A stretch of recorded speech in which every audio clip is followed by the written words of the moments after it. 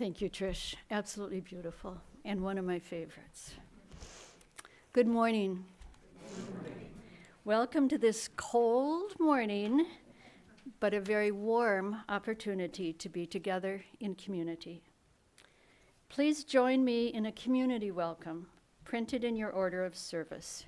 You will read the italicized section. We gather as people of faith. Come in, be among us.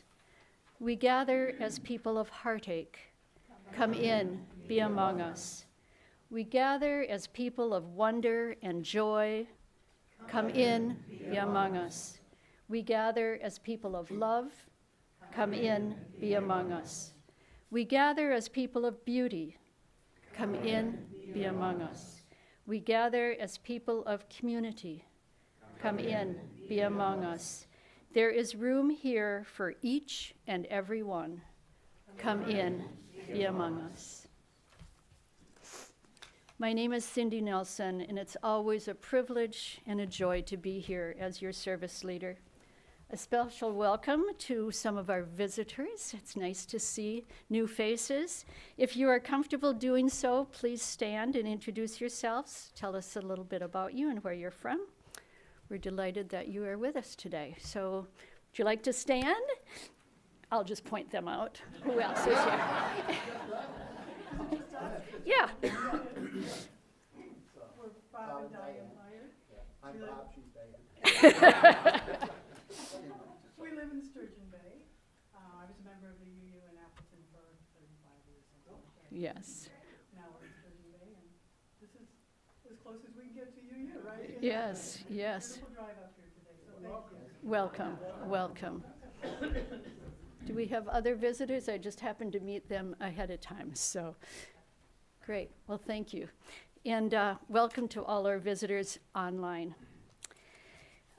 Before continuing, I'd like to take a moment to remember Alex Jeffrey Pretty, a 37-year-old ICU nurse for the local VA hospital who was shot in Minneapolis yesterday. He grew up in Bellevue, Wisconsin. He graduated from Green Bay Preble High School. He went on to get his degree from the University of Minnesota. 37 years old, a young life, ready to do wonders in the world. Will never have that opportunity.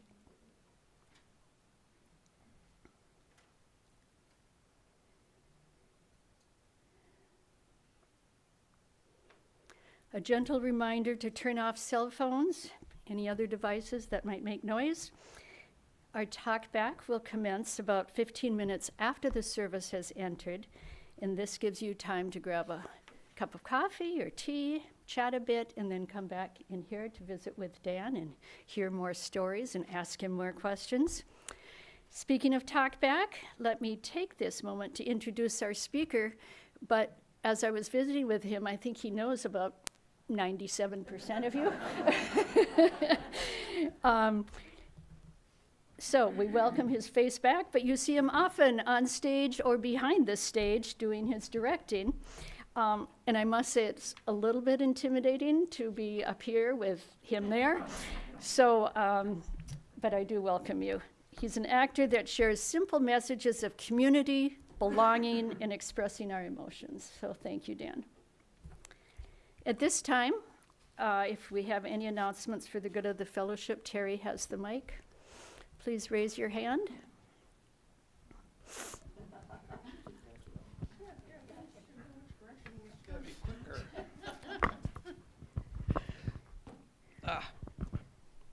Okay.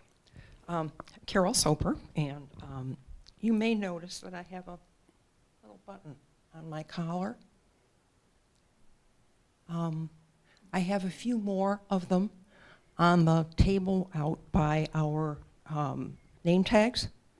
I think I have one left that says ice out, and there are 3 more that say,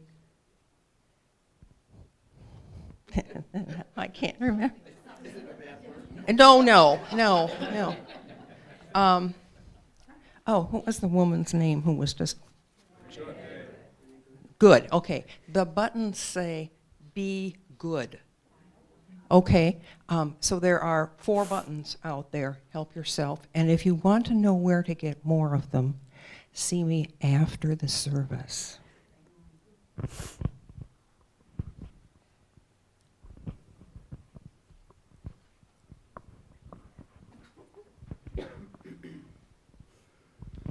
Hello, David Sherman. I just wanted to let you guys know that I'm playing this Thursday at 1211 Wine Bar. I'll be playing original music, and I'd love to see you there. That's it. I think 5 to 7. Yeah.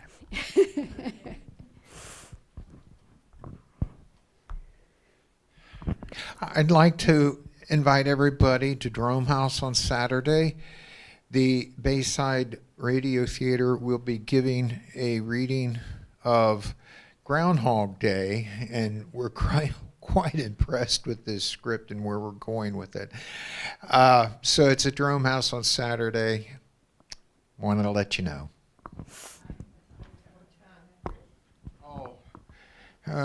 In the evening, 6:30. Put me on the spot.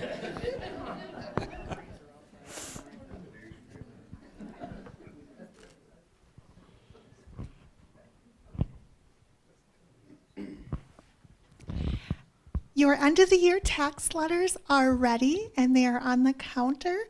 So if you want to save the fellowship a stamp, feel free to pick it up on your way out. And if you don't see yours, it's a highly likely chance they got mixed in with the snowbirds and the online streamers that I put in the mail yesterday. So don't hesitate to contact me though if you don't see yours and you just want to make sure that yours is on your way. It was a big project, and it's a blessing that it's a big project because it just shows the generosity of the fellowship from 2025. It's amazing. And with each letter sealed and each sticker sticked, no gratitude was meditated.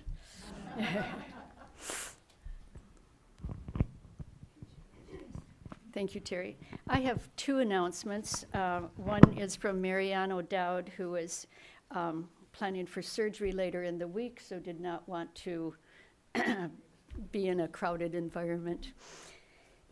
Mark your calendars for Saturday, January 31st at Right On Door County. There will be a public reading from Telling the Truth of Our Lives, a year-long women's writing program. We're especially pleased to share that 2 members of our fellowship, Anna Knapp and Jan Freistack, will be reading from their work as alumni of the 2025 program, which was co-facilitated by Marianne O'Dowd and Gail Eckel. Their writing reflects the power of honest storytelling and the strength of writing in community. We hope you'll join us to support Anna and Jan and to celebrate their voices. The free event is from 10 to noon. Refreshments will be served. The other announcements come from the Social Justice Committee. Our February 30th anniversary celebration includes helping the Door of Life Food Pantry, which we continue to do, but we have 2 kind of fun weekends planned for you. Jane will be here next week to tell you about week 2, but week 1 has to do with Super Bowl. That would be SOUP. Super Bowl. Super Bowl 60 is 2 weeks away. Our Super Bowl is for the 30th anniversary. We don't really know which teams are going to be playing yet because that's happening today. But when you go in to have coffee today, please look where the Christmas tree used to be. And one side will be for the AFC and one is for the NFC. And both teams are there. Tomorrow morning I will come and pull down one of those teams so we know who are we rooting for. You figure out how much soup, crackers, money donated. There's a list of items to help you, and we'll see which team wins. Super Bowl 30 for us. Mark. I've asked Mark Richards, our in-residence Reverend, to light our candle as we hear the words of Reverend Francis Kozier. May we light this chalice to remind us of the power and beauty of balance and contrast. It is darkness that can make the flame of a single candle so powerful, and light that deepens those shadows in turn. A chalice flame is the meeting point, the union of the refuge, safety, and incredible beauty of darkness, and the warmth, the assurance, and the joy of light. May this act of lighting our chalice this morning remind us that we are stronger together in all the complexities and the disagreements of relationships because we are different and because we are one. Please stand as you are able to sing hymn number 118, This Little Light of Mine, and then stay standing to say the unison affirmation and to sing the doxology.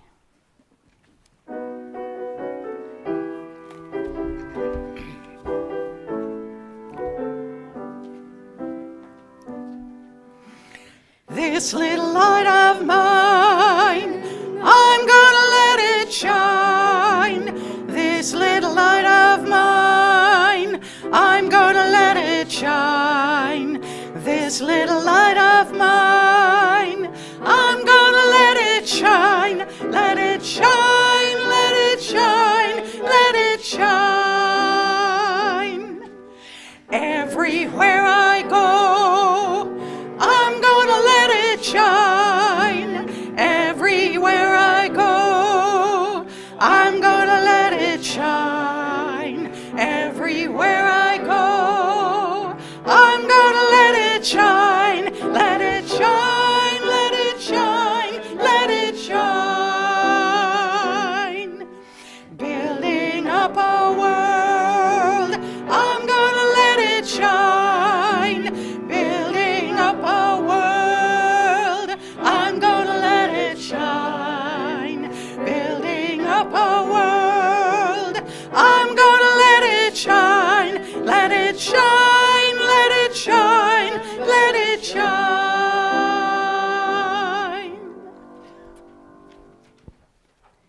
We gather together to seek knowledge and wisdom, to explore freely the vast reaches of mind and spirit, to celebrate within a caring community those truths, ancient and modern, which give meaning and direction to our lives.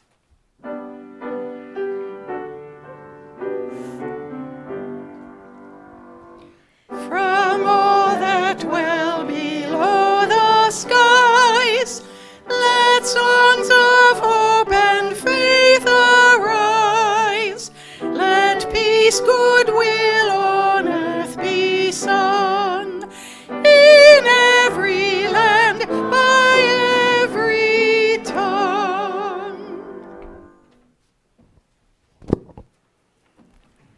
Thank you. And now, time to share our personal joys and concerns, an integral part of our community, where we share the happiness of others and we rejoice with them, but we also take upon their sorrow so that we may lessen their burden. Again, Terry has the mic.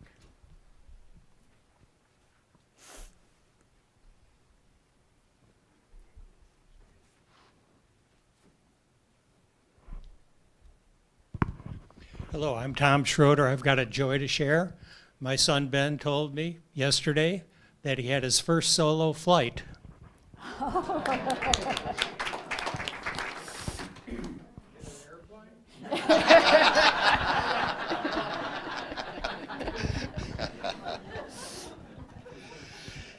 Good morning. I am Reverend Mark Richards.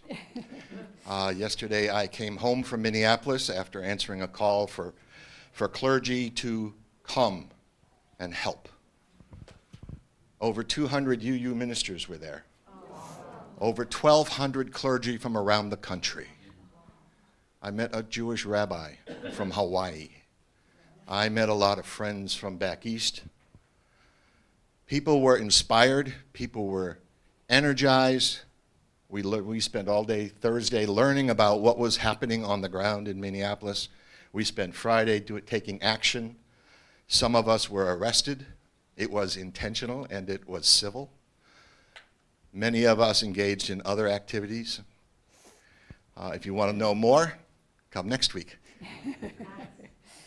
I left Minneapolis energized, inspired. But on my way home, I listened to the news. And I am a bit traumatized right now. I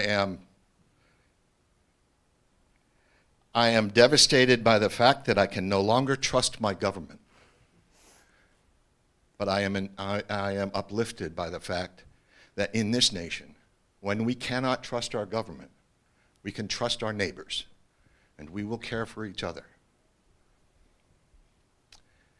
Thank you.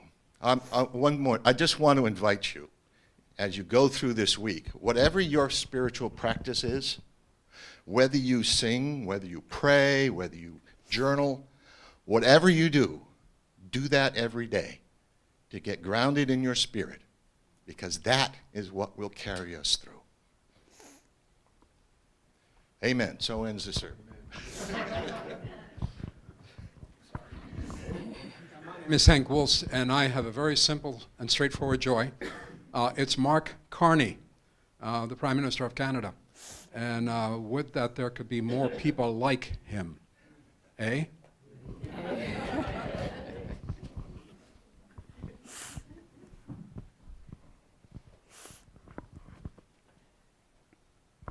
Lynn Lees, I would like us to take a few seconds to remember Sheila Saperstein, a fabulous lady, a theater person, and a longtime friend of this fellowship, and she shall be missed.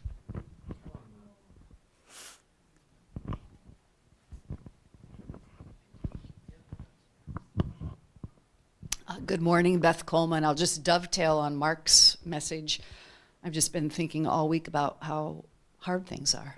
That's my sorrow. And I have a dear friend who's a guidance counselor in Springfield, and Operation Buckeye is set to begin this week, and most of the kids in her school are Haitian, and she and teachers and counselors are preparing for whatever might happen. So she is in my heart, thoughts. And at the same time, I think about the joy as I watch what's happening with people showing up for one another. I was talking with Dave and Jennifer as we came in about how important it is to be here on Sunday mornings. This really becomes a haven for many of us. And Margaret Wheatley is an interesting person who's done a lot of organizational consulting and all over the world and with all sizes of groups. And she talks about cultivating islands of sanity. And I really think that is a phrase for us to grasp onto. So Mark, thank you for your reminder to cultivate whatever spiritual practices we have. I've been trying to read a lot this week about art and beauty. So Trish, thank you for your music today. You know, these are the havens that we need to find a home in the midst of all the hardness. So it's a joy to be here in the midst of all of us today.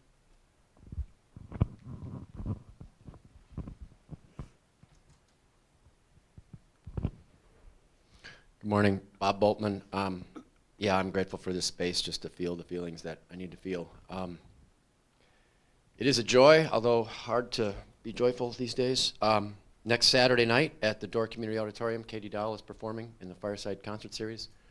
And my one and only son has the great privilege of opening for her. He's been playing guitar and busking at Chives and on the sidewalk in Bailey's Harbor this summer. And thanks to Vinnie Hancock, who organized student performers to open for all of the Fireside acts this winter. So I'm pretty sure there's still a few tickets left for Saturday night if you feel like joining. Thank you.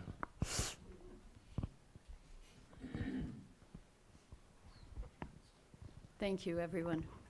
I thought it was kind of a joy to see in the Peninsula Pulse that 4 of the 7 letters came from UUs.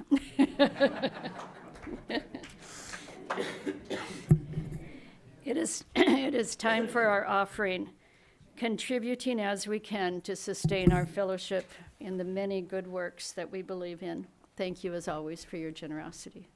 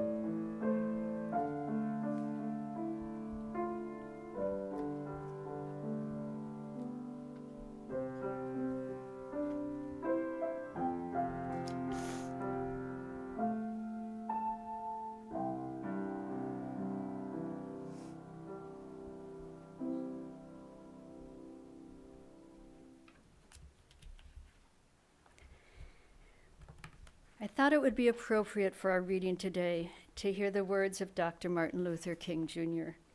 This is an excerpt from the speech given on August 16th, 1967. I'm concerned about a better world.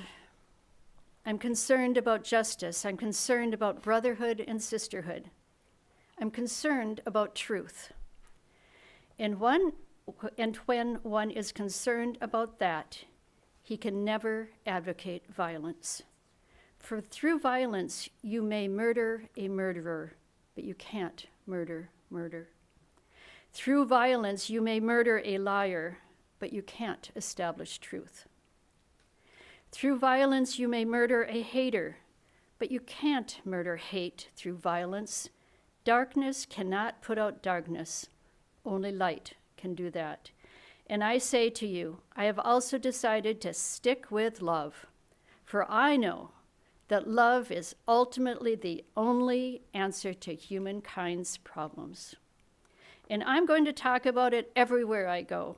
I know it isn't popular to talk about it in some circles today, and I'm not talking about emotional bosh when I talk about love. I'm talking about a strong, demanding love. For I have seen too much hate. And I say to myself that hate is too great a burden to bear. I have decided to love. If you are seeking the highest good, I know you can find it through love. Please take a moment of quiet to center yourselves so that you are open to the message that Dan has prepared for us.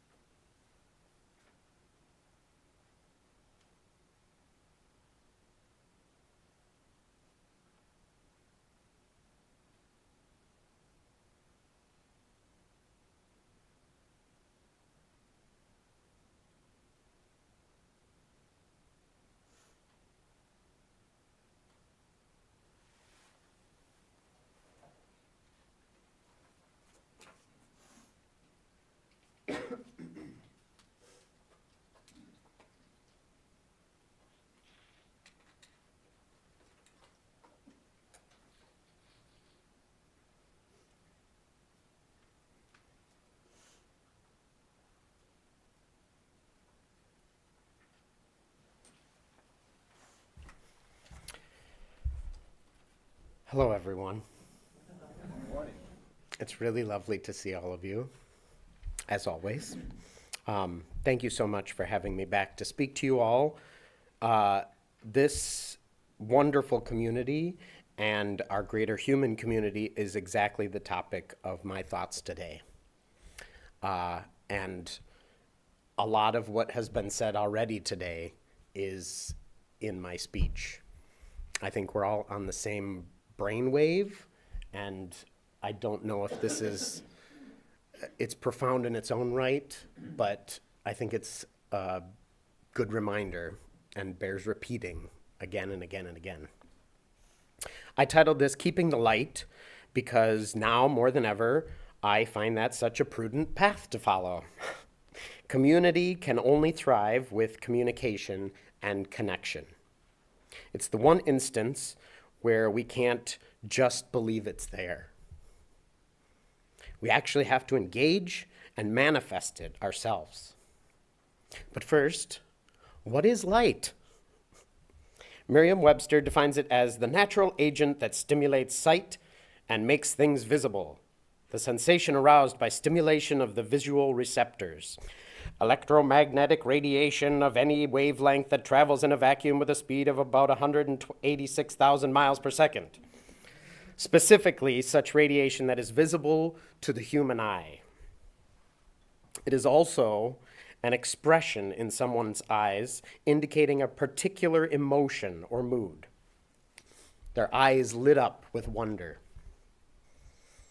or the understanding of a problem or mystery. Enlightenment. She saw the light dawn in her neighbor's eyes. In these, the darkest months of the year, we yearn for light. I heard the other day that the first 75 years of January are the longest. We covet light, we respect it. Hopefully it keeps us humble and entices us to be patient for the coming months and hope of seasons with longer days. There must be balance, the light and the dark. Sometimes it's hard to be patient. Sometimes we feel like the light will never come, and that is when we need it the most. And we can help by lighting each other's candles, by connecting and sharing the light.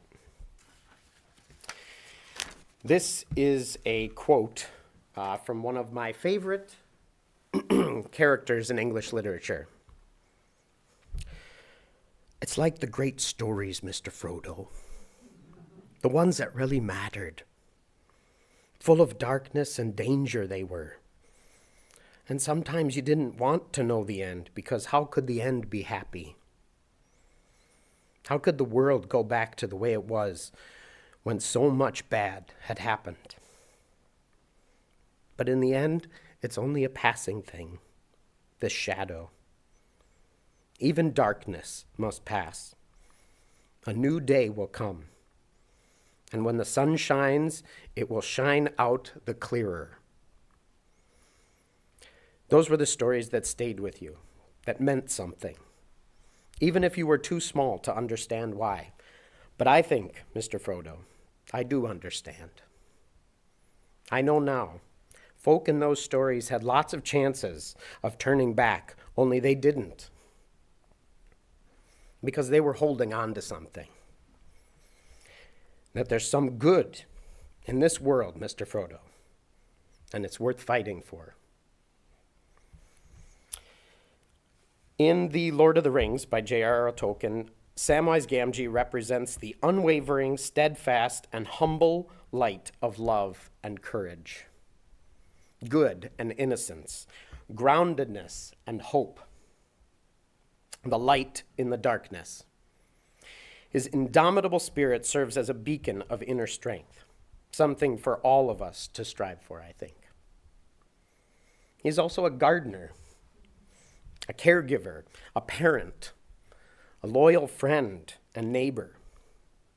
Sam pushes through the hard times because he knows that there are better times ahead, and we only need endure a little more darkness than we're comfortable with. Sometimes a little more than a little more. But if we stay the course and keep moving forward, we will prevail and find our way to the light. He just knows. Now, if that isn't true faith, I don't know what is. There's another passage from The Return of the King that expands on this with, I think, some of the most beautiful poetry Tolkien wrote. There, peeping among the cloud rack high above a dark tor high up in the mountains, Sam saw a white star twinkle for a while. The beauty of it smote his heart as he looked up out of the forsaken land, and hope returned to him.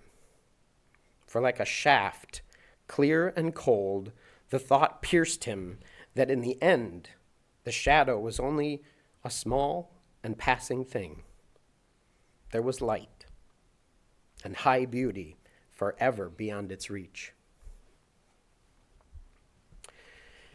Excuse me. Now, with everything going on in the world, we must not only keep the light, but hold that light up high and shine it into every corner. In a world where we are all so connected, we must not forget to actually connect. Right? That's why we're all here. Reaching out to loved ones is essential, but I think it's even more important to reach out to all, especially now. Call someone you haven't talked to in over a year. Actually talk to them, not just a text or an email. Think about that right now. Think about 5 people that you haven't spoken to in over a year, maybe 5 or 10 years. Not because you don't care for them, but because life just got in the way, or you got caught up in the day-to-day. Everyone needs a little extra love these days. And I can tell you, and you probably all have experienced this yourselves, one of the greatest feelings in the world comes from giving happiness. That's why I do what I do. That's why we give gifts for birthdays and holidays and celebrations. To see or hear someone light up with joy, it can be as simple as paying someone a compliment or giving a card. My mother instilled the power of card giving in me, and it is powerful. Appreciation, showing someone that they matter, that they are worthy of time and thought. Everyone needs this reminder from time to time. One of my fondest memories of both of my grandmothers was listening to them talk to loved ones on the phone, whether they lived down the street or in another state or in another country. Connection. That's keeping the light. Light someone else's candle for them. Remember that one candle can light a room, but if everyone has a candle, it can light the world. It's probably on a cat poster somewhere.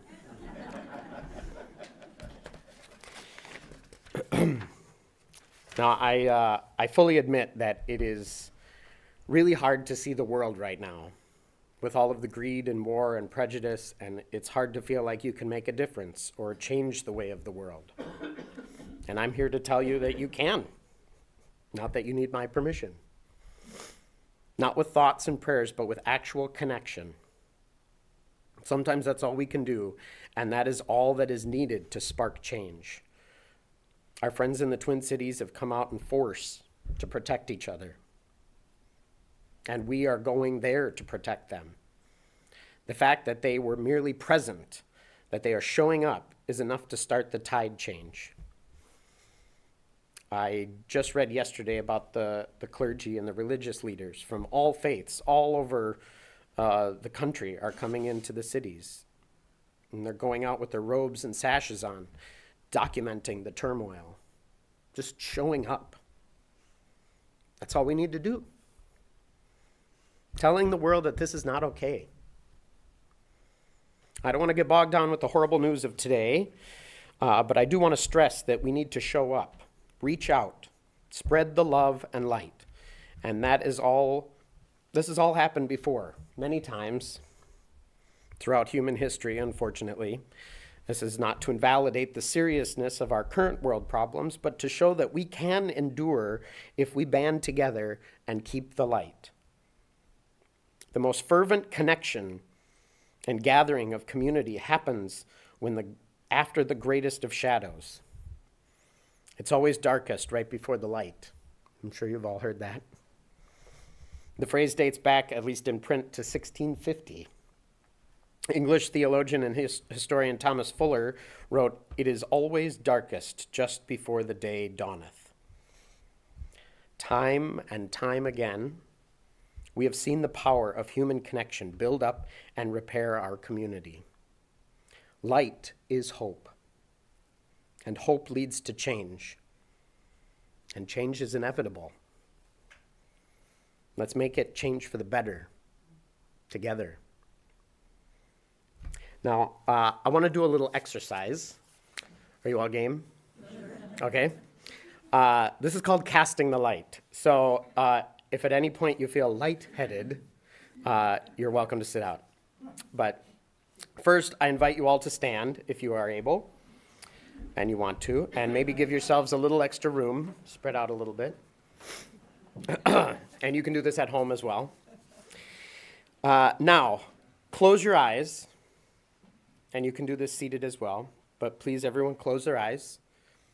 And imagine in front of you a bucket of light paint.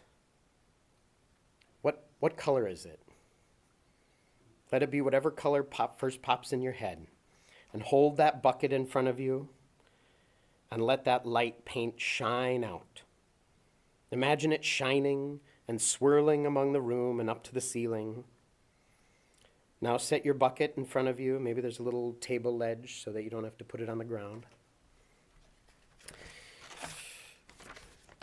And now take your hands, pick up some of that light paint, and start painting your body.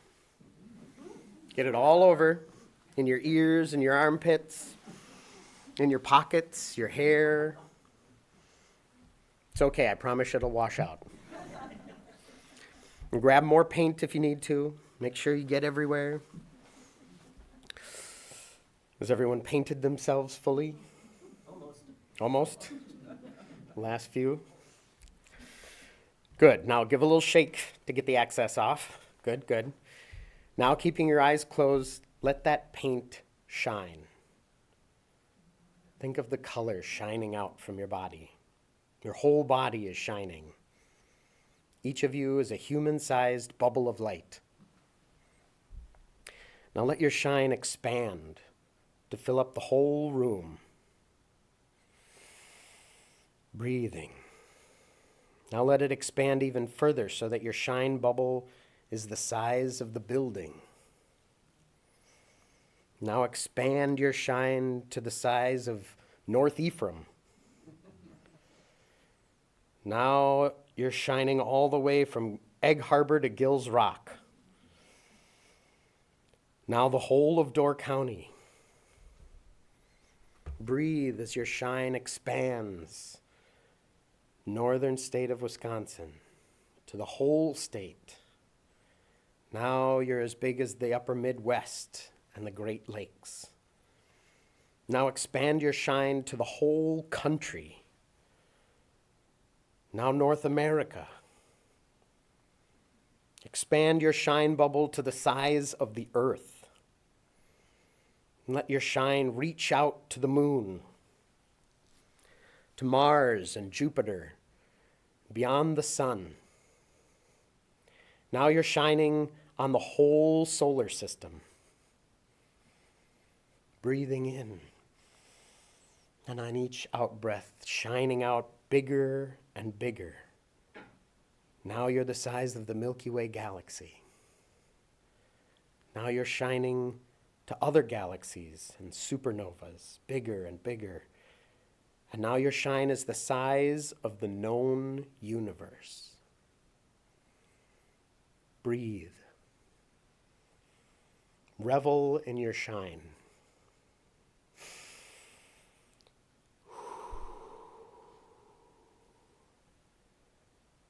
Now, on each breath, slowly condense your shine bubble. Don't diminish. Condense. Condense it down to the size of half the universe.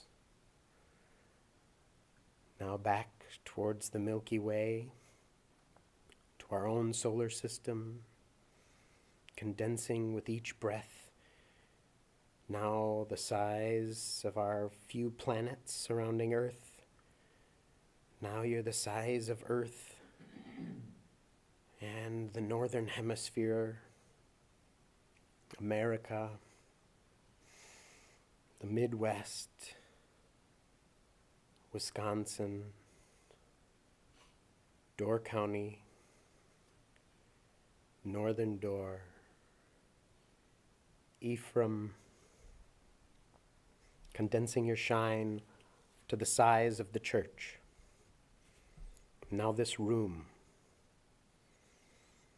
Now you're your own bubble again. Now gather that light around you with your hands and condense it down to the size of a baseball in front of you. Hold that light in your hands and slowly place it on your solar plexus. Feel its warmth. Now allow it to absorb into your body, and in your own time, open your eyes.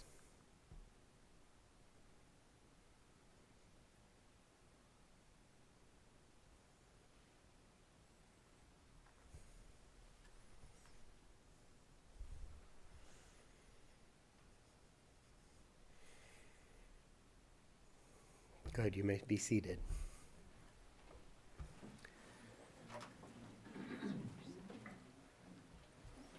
How do you feel?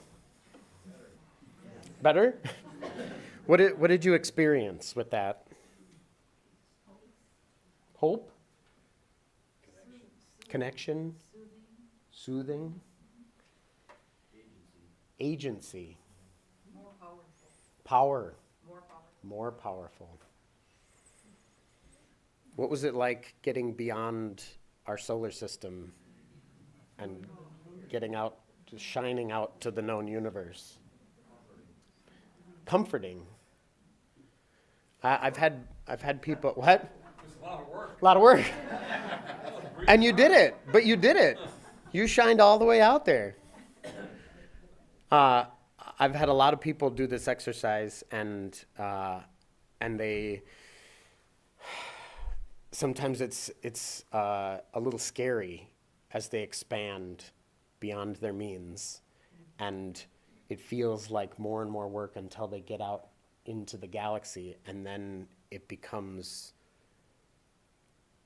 almost effortless in a way that once you get beyond what our known idea of the size of our solar system and galaxy is, that it just happens. The shine just keeps going. And we all have that in us. Thank you for taking that journey. Now, to wrap things up, I want to talk about a novel that I recently finished reading called Finding Dorothy by Elizabeth Letts. Has anyone read it? Yes, good. It's a wonderful historical fiction about Maud Baum, the wife of L. Frank Baum, who famously wrote the wonderful Wizard of Oz books. In fact, he wrote 14 length novels in the Oz series.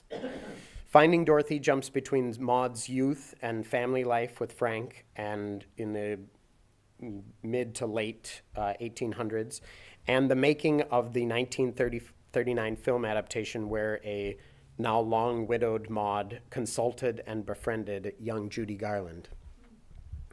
Frank had entrusted Maud as the keeper of Oz.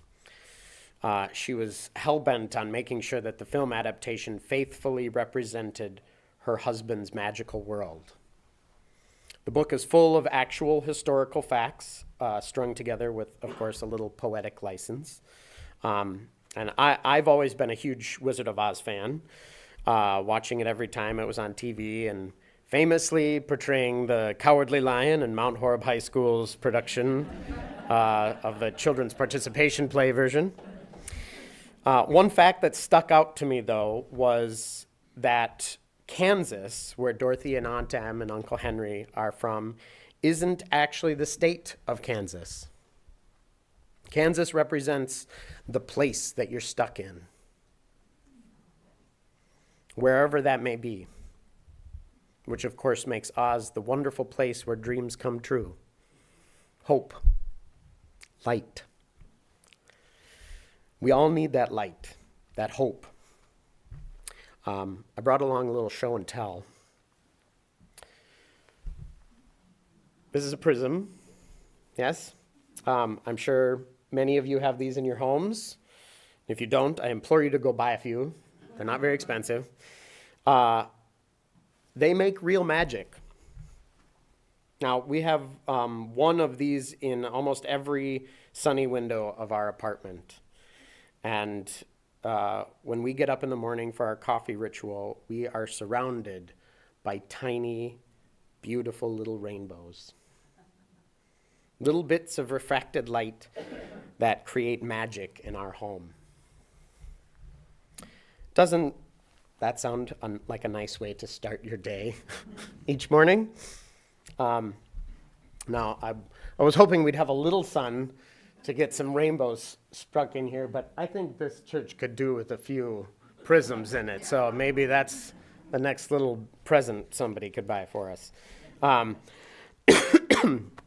So speaking of rainbows, I'd like to end my time with you today by singing a little song about hope and light and dreams and manifesting the world that you want to live in.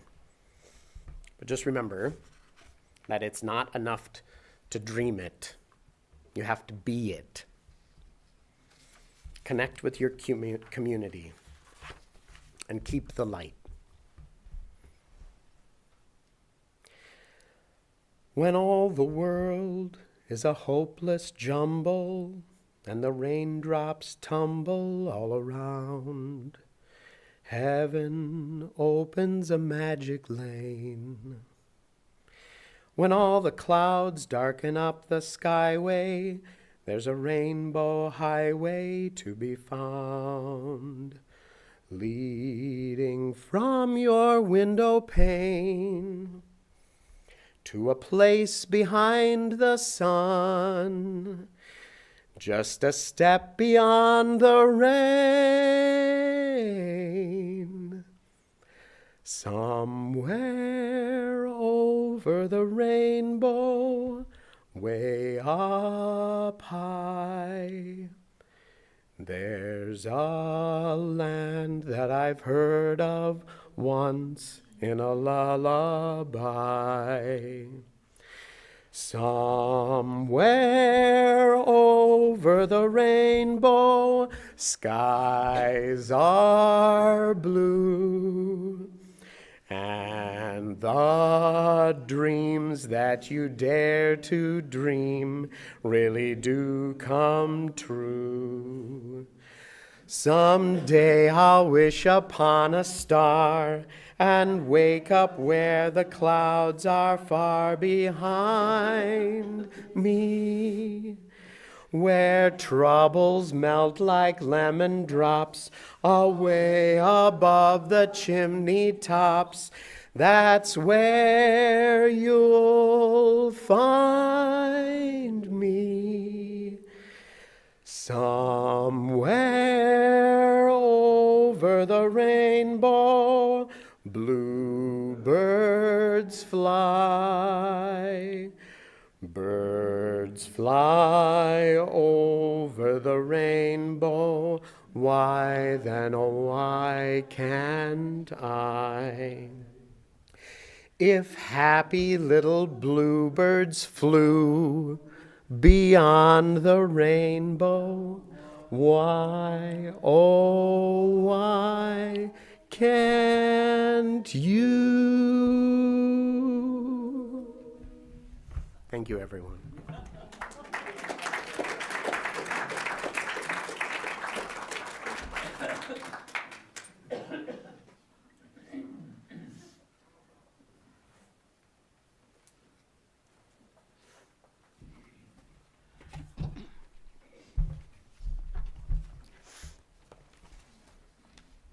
Please stand as you are able to sing hymn number 108.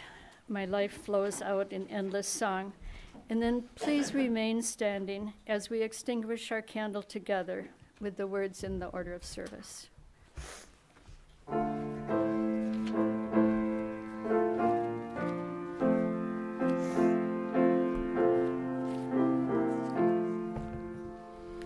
My life flows on in endless song above earth's lamentation.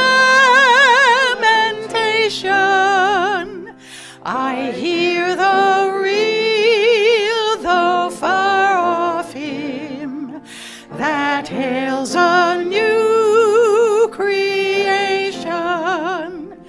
Through all the tumult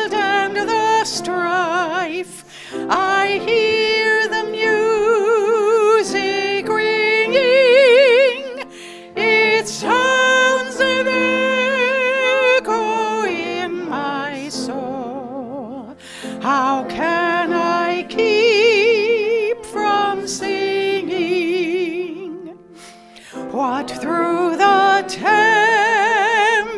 round me roars. I know the truth, it liveth.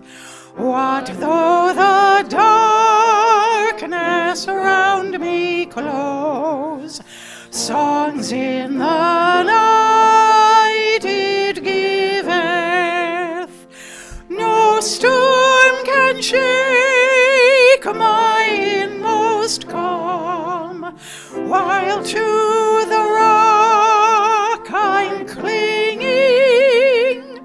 since love prevails in heaven and earth. How can I keep from singing when tyrants tremble as they hear the bells of freedom ringing, when friends rejoice both far and near? How can I keep from singing to prison cell and dungeon vile? Our thoughts to them are winging, when friends by shame are undefiled. How can I keep from singing?